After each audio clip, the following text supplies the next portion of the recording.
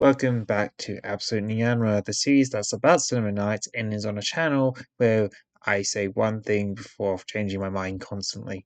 And yes, I said I was going to take a short break from Art Nights, and after Nasty in a post, let's be honest, I then realized that Pascuala, my beloved Pascuala, was getting her god tier Game Assault skin this patch, which I bought day one because holy 10 minutes of Game Assault would be enough to reinvigorate me for at least several more videos.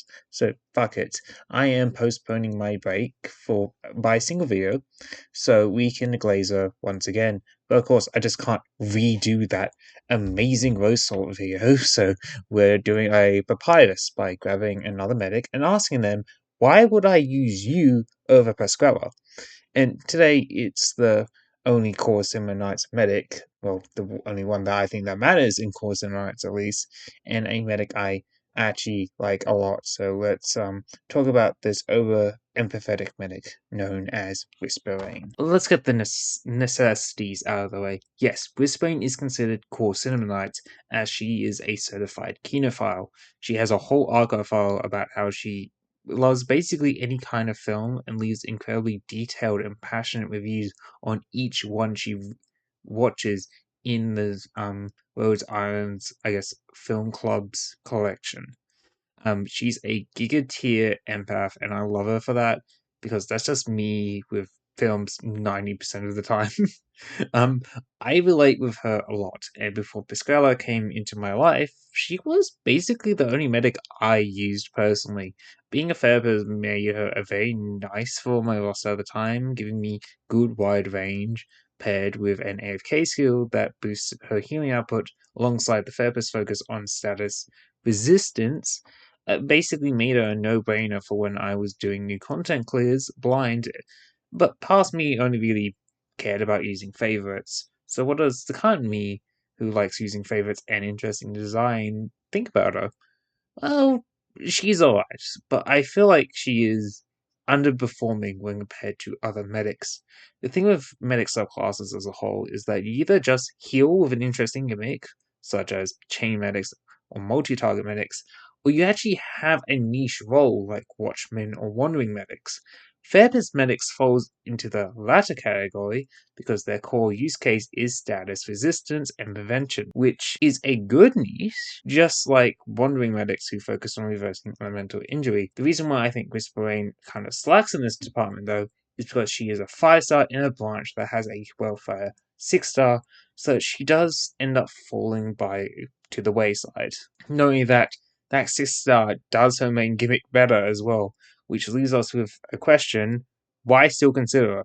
Well, if you are a misandrist, I believe that's how you pronounce it, you can use Whisperain. No, that's basically it, and even that kind of gets undercut by Pure Stream's existence. But it's fine, I still like Whisperain, and she's good in Core Cinema Night, so let's talk about her anyway. The interesting thing to note with Therapists is that they really lean into the status resistance gimmick a lot, as they kind of treat that more as their core focus, more than the increased heal range, which is the actual core trait of the subclass. Each therapist interacts with either status resistance or negative status in a different way to help them differentiate their kits from each other. It's not usually done well, as we've seen across their 5-star members, Ceylon, and Whispering is kind of not an exception. Tower Life gives allies in range who have status resistance the ability to regen HP equal to 7% of Whispering's attack every second, which is alright. But then you remember that Whispering is the only one who can realistically, apply status resistance constantly if you're using it by itself and no other therapist medics. Like, yes, it does have interesting synergies with certain skills, such as my girl Nyan's S3, or certain operators like Santella, but the fact it's limited to operators in her range hampers it a lot. Like, on paper, this is strong because it's a free top-up regen heal that can help cover that buffer gap between her long heal intervals, which is negative to the therapist's trait, or even between different operators hogging the main heal, but it's like a very small number which holds it back for me. I can respect the idea behind it, but it's ultimately not impactful by itself, and it certainly doesn't help that our 6-star welfare alternative of Lumen has a strictly better version of this talent in the form of Quick Fix, which just gives you a free heal if an ally gets a status effect in range. And if you want overtime heal, you can do that with his S1 as well. So in comparison, Tower of Life seems quite quaint. Speaking of quaint, her module is a quaint first aid kit with a quaint little upgrade. She gets the mod X here, which is the better module branch of the two, if you ask me, because I don't think removing the heal penalty over a longer range can compare to free constant status or self status resistance and a decreased level of aggression. Is that this module trait basically just gives her a use case over Noelle and Pure Stream, who are stuck with the model Y branch, since this means she won't be affected by any environmental, I guess, CCs that can be annoying, and really just focus on making sure your team isn't affected by those status effects. Its mod 2 and mod 3 aren't exactly impactful though, it's adding like 2% to the heal overall, which is enough, but it gets better with one of her skills, so if you want to use her frequently with that skill in mind, mod 3 it, I guess. But if not, maybe stick with mod 1 and ignore the fact that Lumen also has the mod X. Moving on to skills, we have an interesting take on a crit skill again, and an interesting S2. Let's start with the S1, Orientated Diagnosis. Basically, it's an offensive recharge skill, which, well, basically means it will go off every X number of heals in this case, which allows her to heal for a slightly stronger heal an additional target that fires allies under a status effect and applies status resistance to those targets. I want to say it's a good skill, but S2 will naturally do a better job here by the nature of 2 being a bigger number than 1. Yes, that's stupid people logic, but I'm stupid people, so touche. But seriously, what holds this skill back in my mind is the fact that, well, she has the base attack interval speed of 2.85 seconds. So at skill level 7, it takes 3 heals to get the empowered heal, so that's like 8.5 seconds roughly of constant healing to get that empowered heal. Yes, there is a powerful M1 breakpoint that reduces the SP cost to 3 and gives you an extra second of status resistance, which means an empowered heal now only takes like 5 point something seconds. But that's hardly an improvement, if you ask me. I'm not even gonna bring up stats because I don't think it's worth using normally. Only worthwhile things worth mentioning is the fact that with 5-second duration at M1, she gives a passive regen of about 45% of her attack on top of the empowered heal, which is alright, bit slow though. It does have a niche, which is in conjunction with the Archetto's IS module, because you can effectively just constantly have empowered 2-target heal all the time, which is definitely can go hard in certain ISs, such as IS3, with its stuns, and I think it's been so long since I played IS4, but I'm pretty sure IS4 has cold status, because, he is fucking Sammy. So look, there's that at least. So in other words, you use S1 Whisperain if you want an AFK medic in IS, and you will end up using S2 Whisperain if you want an AFK medic in normal gameplay, as you will see now. Her other AFK skill option is Pain Suppression, which is a skill I prefer massively, even if it plays into that kind of mid talent. But honestly, I look want to kind of respect for doing that, because to be honest, it's a better than a multiplier at least. Basically, we get a decreased heal interval, attack interval, heal interval, doesn't really fucking matter. Apply status resistance and amps up the talent regen value while being on an unlimited duration skill.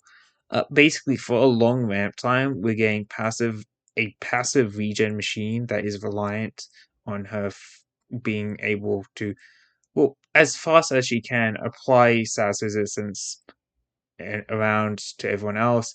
And it's at this point in the script that just maybe S1 is the better skill, and I went a little too hard on it. Like, okay, full clarity. I am writing this S2 section in a sleep deprived state, and I will confirm, as the person who's currently recording this dialogue, I am also recording it in a sleep deprived state. But honestly, I think S1 might be a good skill for a main healer Whisperain, while S2 is good for a sub healer, Whisperain, where her key role is status resistance application. Like, okay, the heal interval reduction is sizable, but it's only taking it down to like 2.2-ish seconds.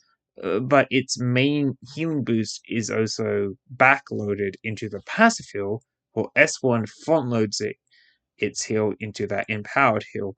The passive heal could arguably help achieve a similar result to Gravel's heal, although now we're trying to form an argument for basically any underwhelming medic being a sub healer all along, which is just insane amounts of fucking copes, because of course there's really bad fucking medics in this game, such as Gravel. So we're just gonna fucking kill that line of thought now.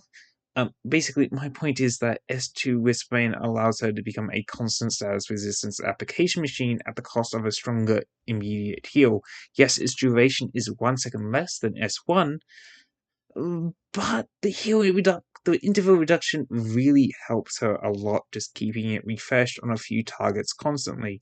It also has a stronger regen heal than S1, even if it's 1 second shorter, since at M3 it's doubling the passive heals. So 1 second of talent is like 18%.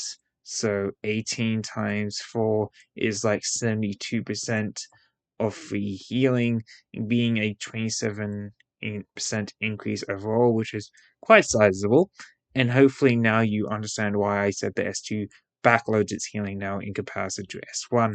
Anyway, let's update our assessment of S1 to being a good skill if you're coping and want to use her as a main healer, and S2 is designated for sane people who do a regular amount of coping and think she's worthwhile as a status resistance applier or a post-Lumen society. I just realized there's a disturbing lack of Pascuala glazing, so let's remedy that fast. In a pre-Pascuala world, I would definitely continue to use Whisperain, and I do when I do my Summer Nights clears for B-rolls for this series, because once again, she's a very easy to use medic, has a good wide range that makes her suitable basically all the time, has AFK skills so I don't need a manager, and status resistance is a good niche for when I just refusing to read the event mechanics. So if it has a CC factor, I just won't notice it because she will just outright counter it like she's Zeta 124X.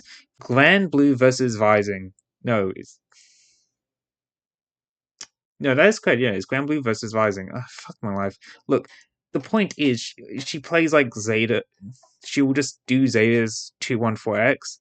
And not that I would know. I play Meg, I will monkey, and when we get Pingy or Farito, I will continue the monkey even harder. My point is, Whisperain was the ultimate comfort medic for me. But now, with Pascuala in my life, I would just rather use Pascuala. And no, it's not my need to nurture being a factor here. She has a fine AFK skill on S1, and while she doesn't have stats resistance, damage output on some of these enemies recently and bosses are getting low-key kind of ridiculous, and her S2 just really helps a lot in those situations. So for me, it's more the direction of the game made me gravitate more to Pascuala being my go-to comfort medic, but there's still going to be times where I will reach for Whispering, where I really do need either that range or status resistance, but that's because I don't have Lumen built. And that's the real rub here. This whole Pascuala glazing thing is just a joke, but to be dead serious, you don't have a reason to use Whisperain when a better version of her is available for slightly more resources and is a welfare. Lumen is good, and the only reason I can generally think for not using him at this point for that therapist role is, which isn't misandry. I still think I'm getting that wrong. It generally is because you generally just hate that fucking UI for his event, and I don't blame you. This shit is so confusing, and I still haven't even finished the fucking event myself to get the parts because I just fucking find it so annoying to navigate. I'm so glad they stopped doing that after the Vigil event. Apart from that, though, you should just realistically just build Lumen. He has the better AoE AFK heal on S1. He has a very strong AFK S3 that basically mogs Whisperain S2. He has the Mod X module that applies a longer status resistant duration than Whisperain could. And if you don't want that, Mod Y gives Quick Fix a 8-second cooldown for a heal equal to his full attack value. Lumen is just better in every way, and I cannot imagine not using him unless you are me, who plays Cinema Knights. I mean, I guess she's cuter than Lumen, so realistically, that's the only factor to keep using over Lumen, I guess. But if that's the deciding factor, Pascuala is cuter than both of them, so this is still a win for Pascuala in the end. So, high five, my daughter.